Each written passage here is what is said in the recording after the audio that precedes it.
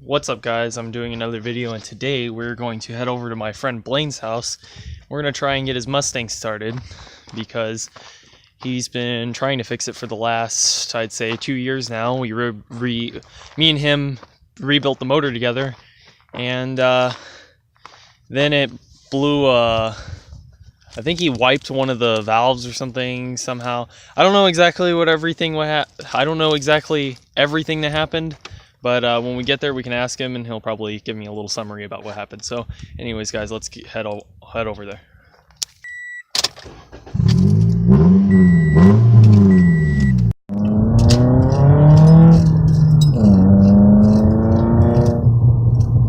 Well, we have arrived. There's his Focus ST,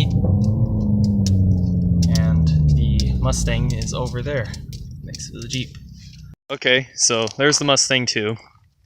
Now, what all happened to this thing? Because we rebuilt it. Well, I rebuilt it because I did the manifold, and the seal that was on the back of the block blew out.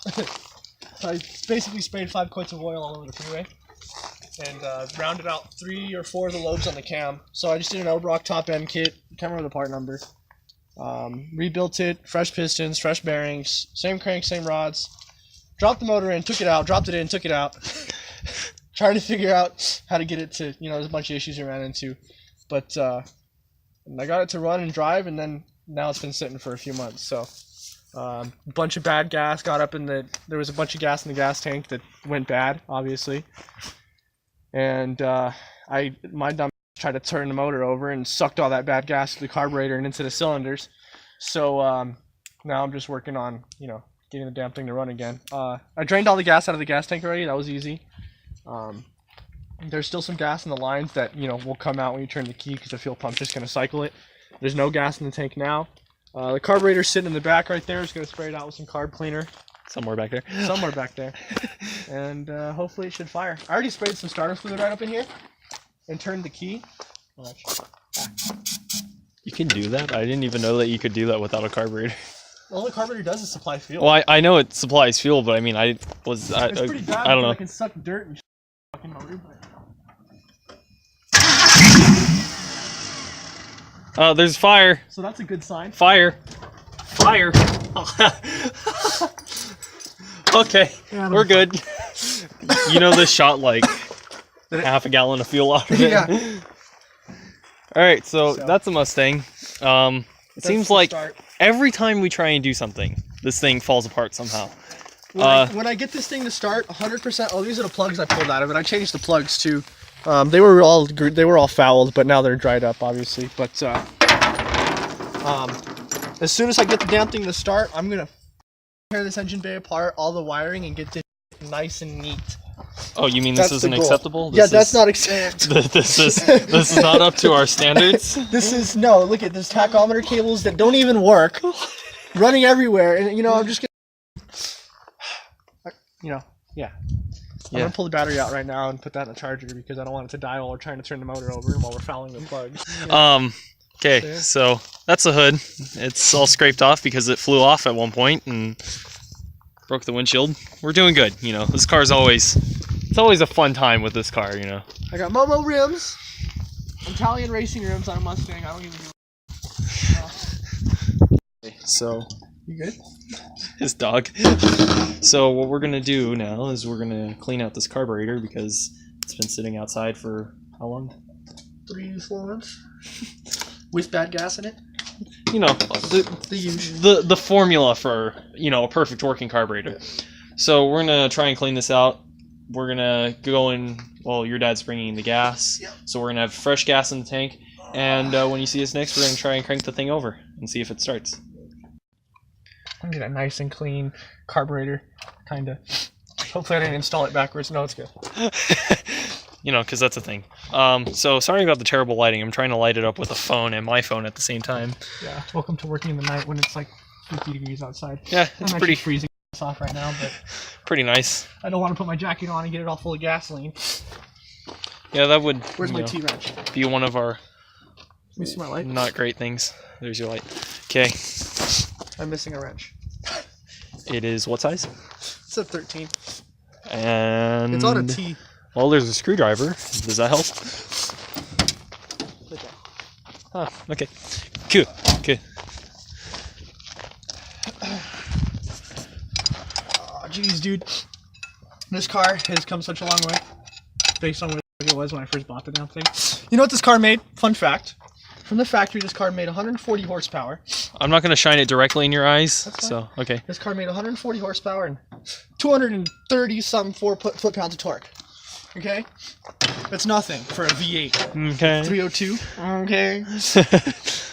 According to Edelbrock, with their top-end kit, they did a dyno on it with a 9.1:1 compression ratio. Made 367 horsepower to the crank.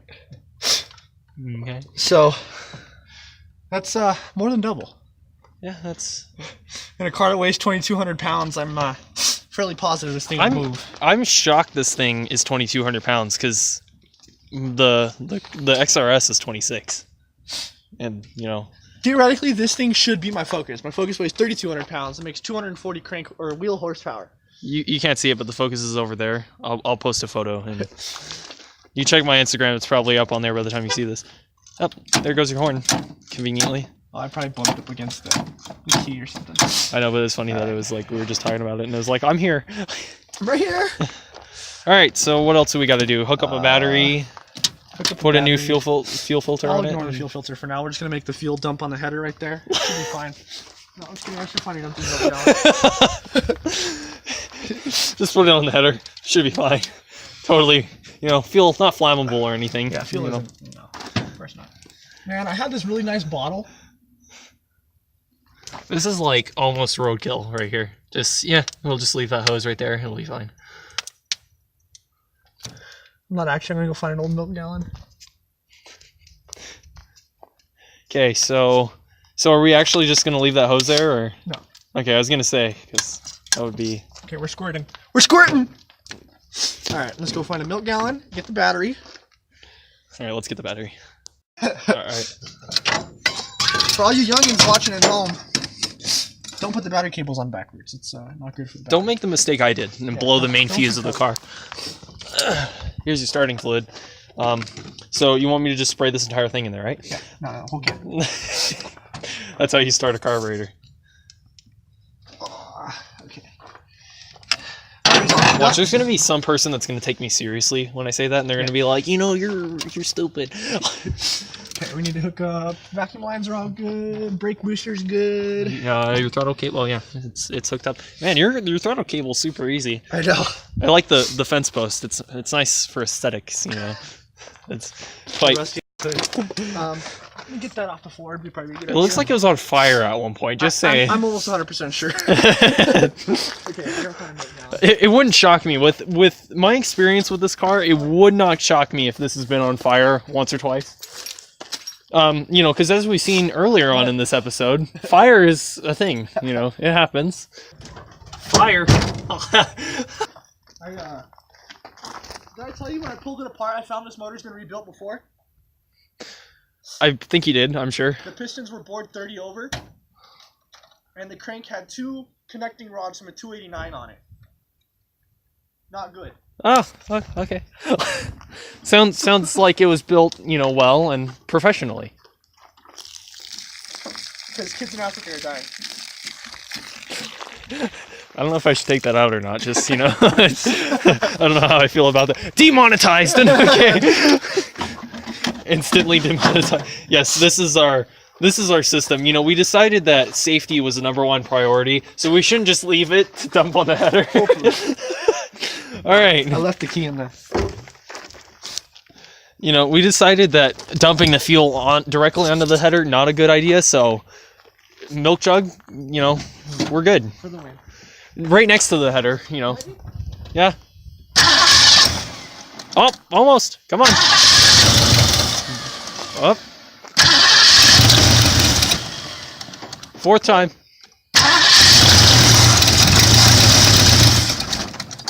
Okay.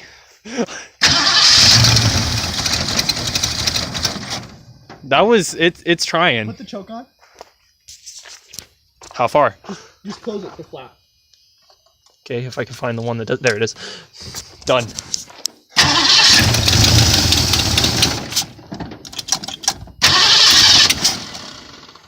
The choke's back open.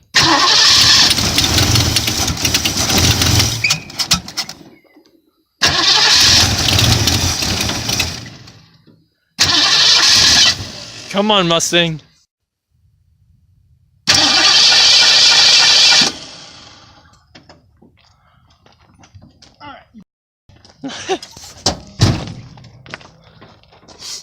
Probably flooded it. So now what? Just wait for it to evaporate out of the carb, or? Starting fluid. I set that down. There it is. There we go. Wanna go turn the key? Oh yeah. You know, so that when the fire catches from out there, I'll just be inside, you know, nice and safe. It'll be a nice heater, really. I like the Mustang projectors are, you know. Oh, it's firing. Go ahead. No gas.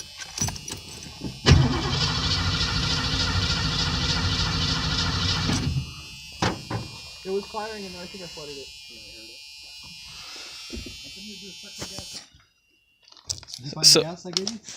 So what did we learn? A car needs to actually run on, you know, some sort of fuel source like gas, because filling the float bowls only lasts for so long.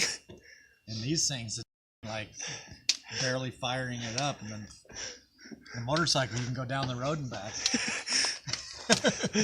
Okay, fire it. Okay.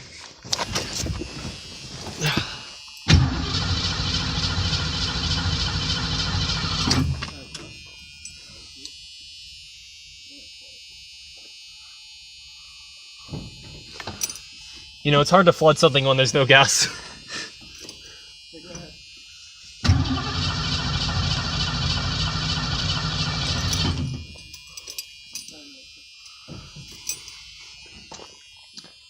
What'd you think? I don't know. Can I speak to the person that does know?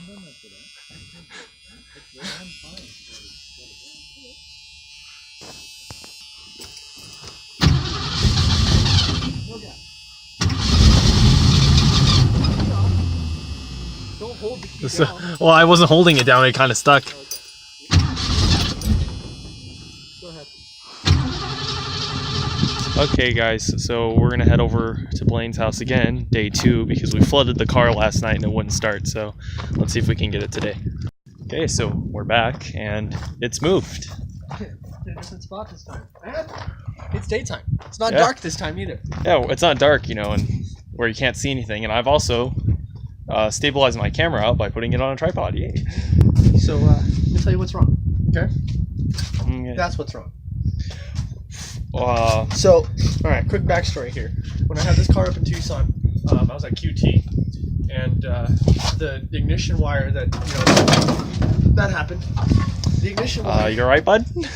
the ignition wire that sends 12 volts to the distributor to, you know, to the coil and, you know, make spark and make the engine turn, melted on the header. Oh, good. So I didn't have any tools with me except a couple zip ties. So I broke this off, spliced it with my mouth, twisted it together, and zip tied it because I didn't have any tape or anything. Because my car was leaking gas all over QT, and they were getting upset with me. And I'm like, I can't go anywhere because the car don't run. So I just did this on a whim and never really fixed it. So I found out when I was trying to start it this morning. I pulled the spark plug out and held it against the header, and I was getting weak spark. Like little to like, so I would get, so the distributor would turn, get no spark. Every once in a while I get little tiny yellow sparks. So I was like, okay, that's the issue, obviously. So I ended up skipping the ignition wire and just running a wire straight from the 12-volt battery onto the distributor. You know, a brand new wire and everything, and it started up no problem. Just So we had no spark yesterday, I had no spark yesterday. and it was also flooded. So And well, I don't think it was flooded. I don't think we were giving it enough gas. But the fact that, you know, we had intermittent spark, that's why we got it to fire and then not fire and not run, and then would fire and then not run because the spark was intermittent. It wasn't a good connection. and then it wouldn't even fire. And then it after wouldn't that. even fire after that. So what I'm thinking is this goes into a plug right here. Just these 4 wires. I only need 2 of these 4 wires. Okay. So I'm going to cut them down here and just redo it. and hopefully that should work. I mean, you know, I don't see anything wrong with it. Unless Really, there's- just zip tie it again and call it good. Unless there's something wrong with my ignition, then we're screwed. When me and my dad started right now to move it, we had the wire going and everything, and then he went to shut it off, and it wouldn't shut off, obviously, because there's no ignition wire. It's just plugged right into the battery. Did you shock yourself pulling Yes. one of the Yes. pulling one of the leads off again Yes. like you did? Yeah, Actually, we were in Circle K one time trying to figure out why the thing was running like complete garbage, and I we figured that out, too. decided to pull one of the plugs off the distributor there, and Shock me. he probably shocked what pretty good. Yeah, no, yeah. Felt good. Right now, Felt nice. Right now, when we were testing after I ran the second wire, we were testing the spark again. I had the spark plug in the wire, and I was holding it against the header, and the engine fired right away. My dad turned the key to boom, and then the thing sparked me. I was like, my dad turned the key off real fast. I put the spark plug back in, and it ran fine. So, mad exhaust leak on the passenger side. Oh, nice. I want you to hear it start, but I want to get this wire fixed. Oh yeah. So Do you want to hear it start? Or do you want me to fix the wire? let's first? fix the wire. Why not? Okay. So the ST now has a check engine light because of low boost. Under boost. Turbo under boost. They're trying to tell me my car's not fast enough. Time for an access port. Meanwhile, in the naturally aspirated Scion, I'd be happy to have the low boost number that you have. Okay, so we finished up the motor, we cleaned it up and everything, and now it starts right up. Go ahead.